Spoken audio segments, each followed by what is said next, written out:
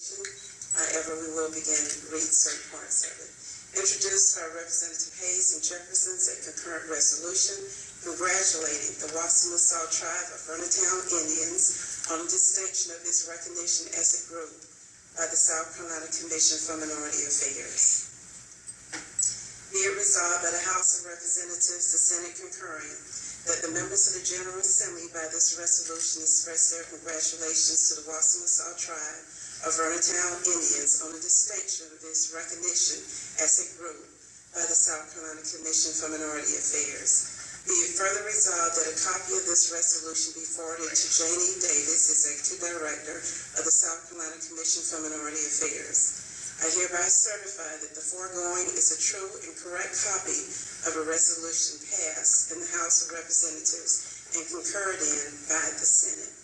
Signed by David H. Wilkins, Speaker, Charles F. Reed, Clerk of the House. A brief history of the Etíwan, Edisto, and other settlement Indians of the Wassamasaw Swamp and Carnes Crossroads, also known as the Wassamasaw tribe of Varnertown Indians.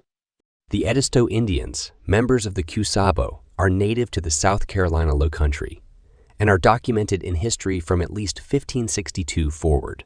At the same time, the Etíwan Indians, also members of the Catawba, were discovered on Etíwan Island, now known as Daniel Island, in 1605. Charleston, South Carolina, was settled in 1670 by English colonists at Charlestown, a National Historic Site.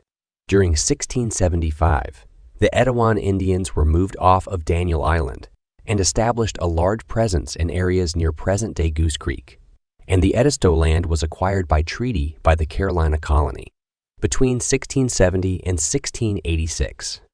In 1730, the Cherokee Path was mapped by George Hunter, the surveyor of the province of South Carolina. He noted that it ran 145 miles from Charlestown to Congaree. Due to trade and convenience along this path, a small number of native settlements were already formed. One such native settlement community formed was in the St. James Goose Creek area of the path, near Carnes Crossroads. This community began as a congregation of settlement Indians from the Catawba and Cherokee lineage, but in the 1700s soon began to gain Etíwan and Edisto settlement Indian families as a result of the Yamasee War and other conflicts.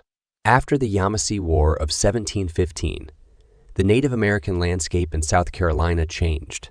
The Edisto Indians from Edisto Island gradually disappeared until the Dangerfield descendants of Indian Mary of the Edisto were documented in our existing settlement community. In 1721, the Commons House of Assembly granted the Etíwan people land on the western side of the Wassamasaw Swamp.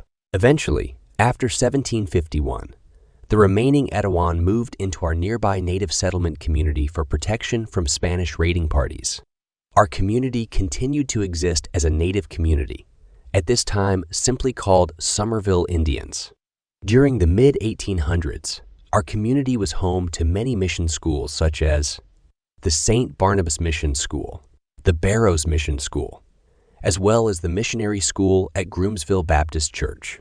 Many family members are recorded on the rolls and baptism records from this time period. In the 1900s, our now Christianized tribal community began building our own churches.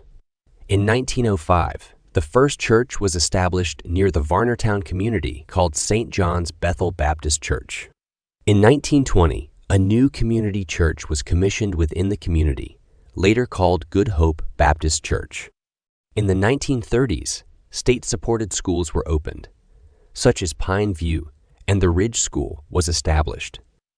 This is a time of segregation, and Indian schools were mandated by the Board of Education.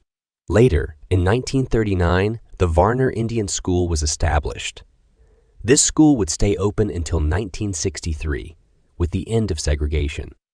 In the late 90s and early 2000s, the community restructured its name to Wassamasaw to consolidate all of its native bloodlines, Etíwan, Edisto, Cherokee, and Catawba, into one tribal name. The tribe decided to call ourselves the Wassamasaw tribe, rather than Etíwan, Edisto, or Somerville Indians, because we believed our history had evolved from the blending of cultures from all of our native lines. Many of our community members today can trace themselves to ancestors of each of our bloodlines, due to marriage between the separate families and kinship ties to them. In 2001, the Wassamasaw tribe of Varnertown Indians began work along with other Native communities at the South Carolina Commission for Minority Affairs. As a member of the Native American Ad Hoc Committee, they helped establish state recognition, as well as a list of initiatives for the state to address for the Native American communities. In 2005, the Wassamasaw Indians gained recognition as an Indian group and again, in 2009, as a Native tribe through the Commission for Minority Affairs as the Wassamasaw tribe of Varnertown Indians. The tribe currently consists of approximately 1,500 members within the extended community. The tribe continues to push for outreach and recognition on all levels to preserve the history and traditions of the community and provide economic enhancement for the people. Since state recognition, those who serve on the Wassamasaw Tribal Council have continued to spread awareness through the greater community of Moncks Corner, Somerville, Goose Creek, Charleston, and North Charleston. This includes the yearly culture classes, as well as with yearly Native American Heritage Month proclamations they've received since 2018. In 2022, the Wassamasaw tribe began receiving letters of support from the surrounding cities and towns for their federal recognition. On July 28, 2023, Representative Nancy Mace introduced a bill to extend federal recognition to the Wassamasaw tribe of Varnertown Indians. The tribe continues to push for federal recognition and opportunities for its people.